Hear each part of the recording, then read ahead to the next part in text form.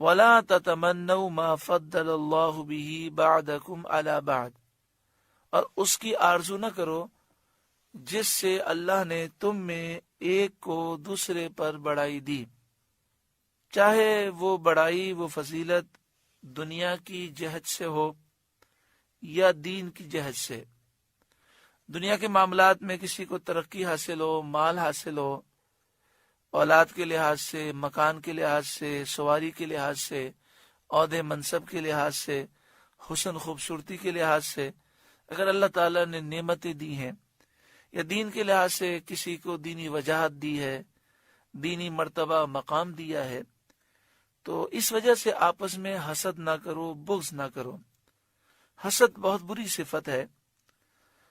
جو آدمی حسد رکھتا ہے، جو حاسد ہوتا ہے، وہ دوسرے کے اچھے حال کو دیکھ کر جلتا ہے اور تمنا کرتا ہے کہ یہ اچھا حال، یہ نعمتیں مجھے مل جائیں اور یہ شخص اس نعمت سے محروم ہو جائے۔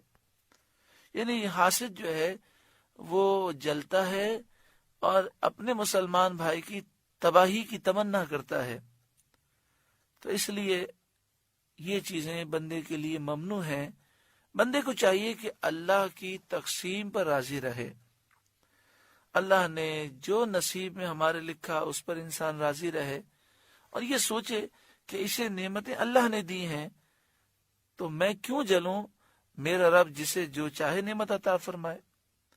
اس نے جس بندے کو جو فضیلت دی، چاہے دولت دی یا کوئی دینی منصب دیا، یہ سب اس کی حکمت ہے۔ آگے فرمایا لِلرِّجَالِ نَصِيبٌ مِّمَّا اكْتَسَبُوا، مردوں کے لیے ان کی کمائی سے حصہ ہے، وَلِلنِّسَاءِ نَصِيبٌ مِّمَّا اكْتَسَبْنَا، اور عورتوں کے لیے ان کی کمائی سے حصہ ہے۔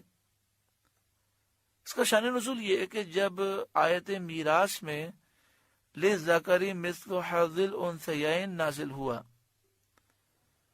اور میت کے ترکے میں مرد کا حصہ عورت سے دگنا مقرر کیا گیا، یعنی یہ بیان کیا گیا کہ اگر میت کے بچے بھی ہیں، بچیاں بھی ہیں، بیٹے بھی ہیں، بیٹیاں بھی ہیں، تو بیٹی کو ایک حصہ دیا جائے گا اور بیٹے کو 2 حصے دیے جائیں گے۔ تو مردوں نے کہا کہ ہمیں امید ہے کہ آخرت میں نیکیوں کا ثواب بھی ہمیں عورتوں سے دگنا ملے گا۔ تو عورتیں کہنے لگی کہ ہمیں امید ہے کہ گناہ کا عذاب ہمیں مردوں سے آدھا ہوگا۔ اس پر یہ آیت نازل ہوئی اور اس میں بتایا گیا کہ اللہ تعالیٰ نے جس کو جو فضل دیا وہ عین حکمت ہے۔ بندے کو چاہیے کہ وہ اس کی قضا پر راضی رہے، اس کی تقسیم پر راضی رہے۔ اللہ تعالیٰ ہر ایک کو اس کے اعمال کی جزا دے گا۔ لِلرِّجَالِ نَصِيبٌ مِّمَّا اكْتَسَبُوا، مردوں کے لیے ان کی کمائی سے حصہ ہے، جو نیک اعمال وہ کریں گے اس کا صلہ انہیں ملے گا۔ وَلِلنِّسَاءِ نَصِيبٌ مِّمَّا اكْتَسَبْنَا، اور عورتوں کے لیے ان کی کمائی سے حصہ ہے، وہ نیک اعمال جو کریں گے انہیں حصہ ملے گا۔ وَاسْأَلُوا اللَّهَ مِن فَضْلِهِ، اور اللہ سے اس کا فضل مانگو۔ ان اللہ کان بکل شیء علیما، بے شک اللہ سب کچھ جانتا ہے۔ ام المومنین حضرت ام سلمہ رضی اللہ تعالی عنہا نے فرمایا کہ ہم بھی اگر مرد ہوتے تو جہاد کرتے اور مردوں کی طرح جان فدا کرنے کا ثواب عظیم پاتے۔ اس پر یہ آیت کریمہ نازل ہوئی اور انہیں تسکین دی گئی کہ مرد جہاد سے ثواب حاصل کر سکتے ہیں اور عورتیں شوہروں کی فرما برداری اور پاک دامنی سے ثواب حاصل کر سکتی ہیں، اپنے بچوں کی اچھی تربیت کر کے بھی وہ ثواب حاصل کر سکتی ہیں۔ وَلِكُلٍّ جَعَلْنَا مَوَالِيَ مِمَّا تَرَكَ الْوَالِدَانِ وَالْأَقْرَبُونَ، اور ہم نے سب کے لیے مال کے مستحق بنا دیے ہیں جو کچھ چھوڑ جائیں ماں باپ اور قرابت والے۔ یعنی اللہ تعالیٰ نے فرمایا کہ ہر ایک کا ہم نے حصہ مقرر کر دیا۔ کسی کا بھی انتقال ہو جائے تو اس کے ورثاء میں جائیداد کیسے تقسیم کرنی ہے، سارے مسائل تفصیل سے بیان کر دیے گئے۔ والذین عقدت ایمانکم فآتوہم نصیبہم، اور وہ جن سے تمہارا حلف بند چکا انہیں ان کا حصہ دو۔ اس سے عقد موالات مراد ہے۔ اس کی صورت یہ ہے کہ کوئی مجہول النسب شخص دوسرے سے یہ کہے کہ تو میرا مولا ہے، میں مر جاؤں تو میرا وارث ہوگا، اور میں اگر کوئی جرم کروں، جنایت کروں تو تجھے دیت دینی ہوگی۔ دوسرا کہے میں نے قبول کیا۔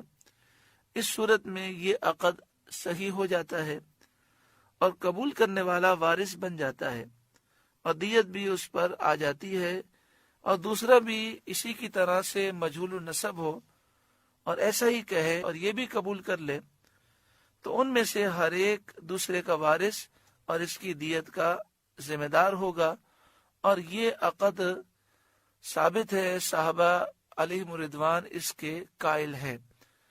مطلب یہ ہے کہ ایک شخص مجہول النسب ہے۔ مجہول النسب کا معنی یہ ہے کہ اسے پتہ ہی نہیں ہے کہ میرے ماں باپ کون ہیں، میرے دادا دادی کون ہیں، اسے اپنے رشتہ داروں کے بارے میں کچھ بھی علم نہیں ہے۔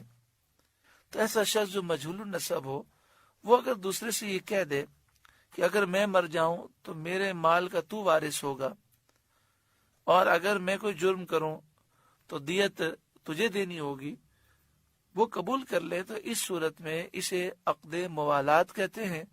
چونکہ وہ مجہول النسب ہے، اسے پتہ ہی نہیں کہ میرے والد کون ہیں، میرے دادا کون ہیں، اسے اپنے نسب کا علم ہی نہیں، تو اب ایسا شخص اگر مر جائے گا تو جس شخص کو اس نے اس طرح کہا ہوگا اسے وراثت سے حصہ دیا جائے گا۔ اس کی مزید تفصیل بحر شریعت میں جہاں پر وراثت کے مسائل ہیں وہاں سے آپ مطالعہ کر سکتے ہیں۔ ان اللہ کان علی کل شیء شہیدا، بے شک ہر چیز اللہ کے سامنے ہے۔ سورۃ النساء کا 5واں رکوع مکمل ہوا۔ اللہ تعالی ہمیں اس کے نور سے روشن اور منور فرمائے۔